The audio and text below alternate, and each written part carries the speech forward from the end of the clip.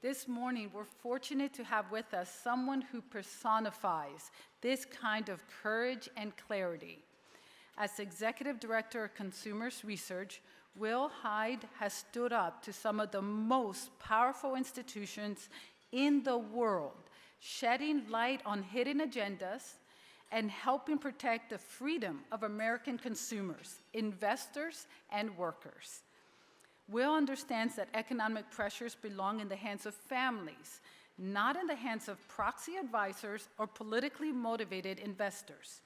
His work has helped lawmakers, regulators, and citizens across the country recognize how ESG frameworks are quietly reshaping our economy in ways voters never asked for and didn't approve. And it's making an impact. Thanks to Will and Consumers Research, companies are waking up to the consequences of their misguided decisions and starting to course correct.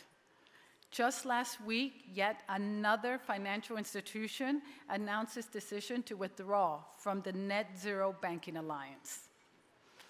Yes.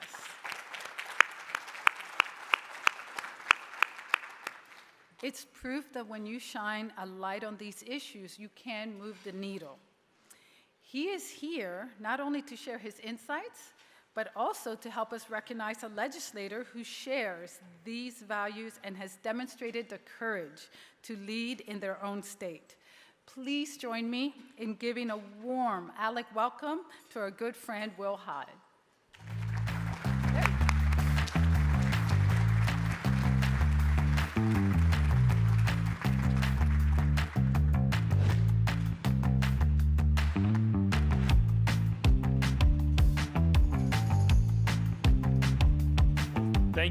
Thank you. That was incredible. And frankly, we should have coordinated better because you better articulated all the things that I had planned to come up here and talk about that I'm going to right now. For those of you who don't know me, my name is Will Hild. I run a group called Consumers Research, as you just heard. It's the nation's oldest consumer protection organization, founded in 1929 by a gentleman who wrote a book called 100 Million Guinea Pigs, because that was the population of the United States at the time. And what he saw was that the market, the corporations and companies, were dumping products onto shelves without testing them for safety or efficacy. And so effectively, every American was a guinea pig for these companies. And instead of running to the government and trying to get a regulation passed or laws or get himself deputized to be the police officer of this market, he decided to start the first product review magazine in the United States. And that magazine, Consumers Bulletin, ran for a number of decades until it was overtaken by the market itself. And now we have things like Yelp and Google reviews and Amazon star ratings, and we don't need that as much. But in this new iteration, Consumers Research has been focused on making sure that we maintain a focus on the consumer in corporate America. And unfortunately, I'm sad to say that we have, over the last couple decades, seen dangers to that focus coming from some areas of the market itself, and particularly from the financial services industry. ESG, its proponents will tell you it's defined by an investment strategy or a scoring system. They will try to up the expense ratios on the ETFs that you buy that have that term in it. The real definition of ESG is when the financial services industry tries to use its market share to force through economic and social policy on the country without ever having to meet it at the ballot box. And while that may sound very alarming, and it is, and we're fighting it, I always like to note that it is actually a sign of the success of the people in this room, because they went to the ballot box first, and they didn't win. And they tried again and again and again, from things like the Green New Scam to carbon taxes. And at each point, this side, the people in this room, kept that from happening. And so they had to go back to the drawing board and come up with a more surreptitious way to try and force that down our throats. And that's when they came up with ESG, where you have large banks, large asset managers, large insurers, and some of the proxy advisors, which most of us have probably never even heard of, basically forcing corporations, C-suites that just want to focus on making money and serving their consumers to instead focus on the personal politics of people like Larry Fink at BlackRock. And so we've been engaged over a 5-year period since 2020 on pushing back against this making sure that these companies are fulfilling their fiduciary duty and their shareholder primacy requirement, making sure that they are not committing securities fraud, as some of the asset managers have now been marked as doing by certain securities commissioners. And so we've been in this fight pushing back, because the reason we have corporations, as much as I know, hopefully I don't get too much trouble here, the reason we have corporations isn't to make people rich. It's to make our country prosperous by serving consumers. And we allow people to get rich off of that because we found that it's the best incentive to get them to serve consumers. We want to make sure that's the focus. We want people being served as consumers and people getting rich doing so. And so that's why consumers research exists. And so 5 years ago, we started something called the Consumers Champion Award. You can tell, by the way, that it was created during the period of Antifa, right? So we're ready. We want it to be a functional award, ready to go. And so each year, ALEC allows us to present to the legislator of the year who has done the most, in our estimation, to push back on the scourge of ESG and also other consumer protections. And I'm proud to report that this year's recipient is Oklahoma Representative Mark Lepak.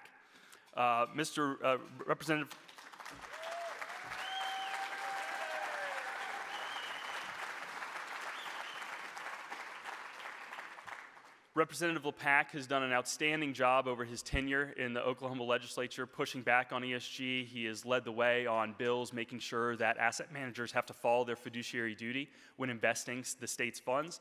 He's made sure that light was shown on this area. That's one of the areas that I think that as legislators, I think you probably underestimate how much power you have just in highlighting these issues. And he held a hearing bringing in some of the experts from across the country on this issue. But he's also not limited himself just to ESG. He passed a fantastic bill that helped regulate these crypto ATMs that you see, which, as somebody who's about to turn 40 here in about 2 months, I used to understand all that stuff, and now I don't. So I really appreciate that somebody's coming along and making sure that I don't get defrauded. So I'm going to shut up now because I want to make sure he has as much time to speak. But he's done a just incredible job. Oh, I should name one other thing. He also helped create the framework for lowering and hopefully one day eliminating the Oklahoma income tax, which I'm no tax expert like Art Laffer, but I've heard that consumers that have more money buy more things. So always good for consumers when they have more cash in their pocket. So Representative, you could come up here.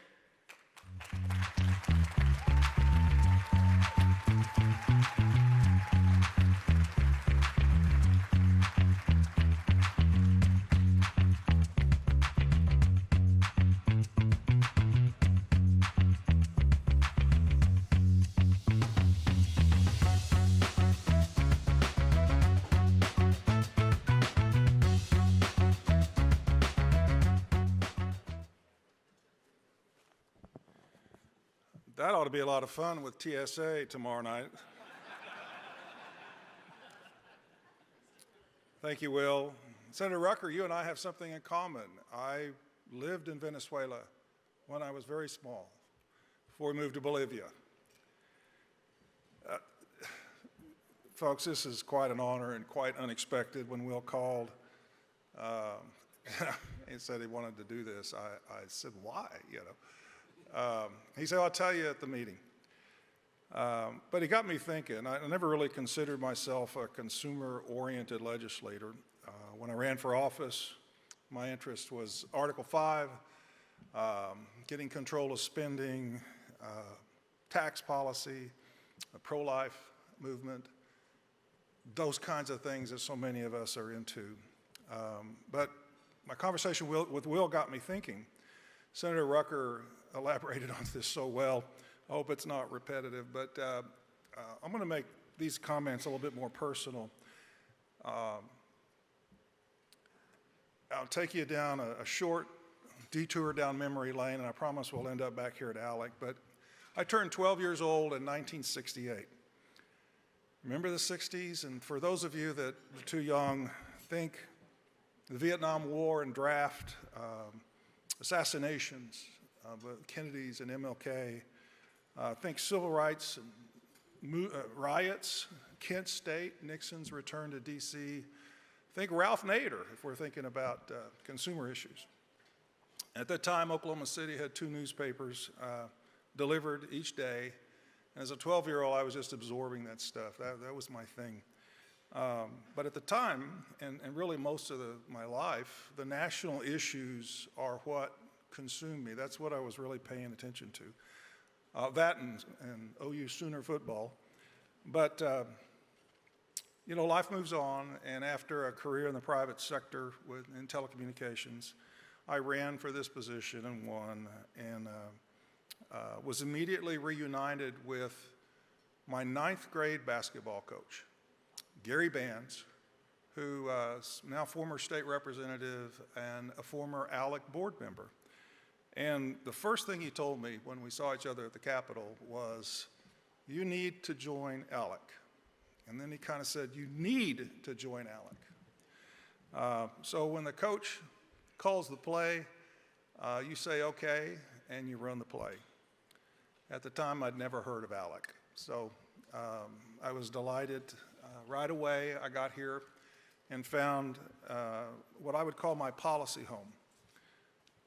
There's so many answers to our state problems, ideas to be considered for possible use back home, ideas from other states, from various analysts, policy experts, members of all stripes like you and me. I find like-minded people in a place for the free exchange of ideas where we could freely debate and test these ideas, but also we were free from some of the political repercussions that can occur back in a state house or even within a caucus. I also learned that many of our nation's problems could be addressed in the states. ALEC's focus on policy, its unique structure, marrying the public and private sector perspectives and expertise, guided by its focus on the slogan you all know, limited government, free markets, and federalism. And we can't say that often enough to remind ourselves and all of our friends that that's what we should be about. ALEC provides well-vetted, practical solutions to so many problems, and I'm delighted to be a part of it. As I stated, I never thought of myself as a consumer-oriented legislator. But my work, I'm a pension chairman, banking, financial services, and pensions back home.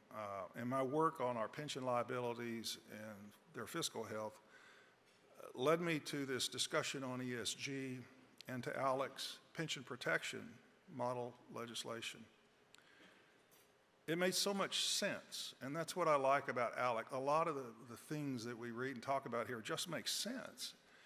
And so in the realm of pensions, is it so much to ask that our pension dollars, those tax dollars contributed by state employees and the agencies, be invested without some political agenda, risking the returns we deserve?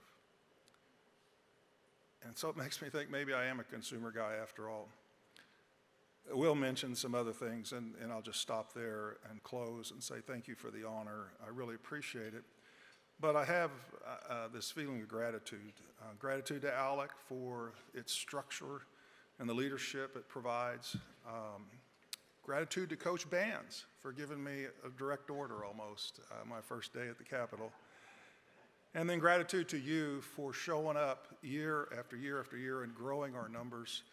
It gets better and better, doesn't it? Thank you very much.